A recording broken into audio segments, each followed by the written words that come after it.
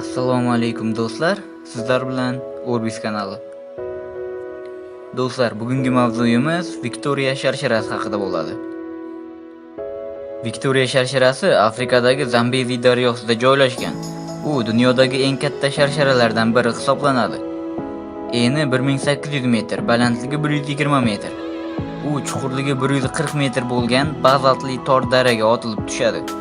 Viktoriya sharsharasining ovozi 25 km uzoqlikkacha eshitilib, uning bug'i esa 16 km masofadan ko'rinib turar ekan.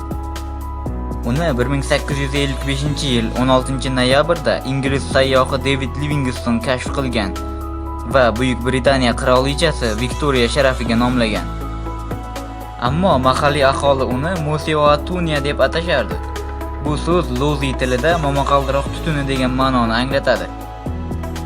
Umumjahon meroslar ro'yxatida ikkala nom ham rasman tan olingan. Ushbu sharsharadan sekundiga 1400 metr kub suv tushadi va bu yerda kichikroq gidroelektrostansiyasi ham bunyod etilgan. Viktoriya va unga yondosh hududlarning tabiatini muhofaza qilish va noyob hayvonlarni asrash maqsadida Zambezi daryosining janubiy sohilida Victoria Foley milliy bog'i tashkil etilgan.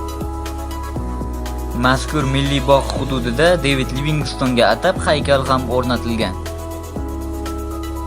Shu bilan videoni yakunlaymiz. Video yoqqan bo'lsa albatta like tugmasini bosib qo'yishni unutmang. E'tiboringiz uchun katta rahmat.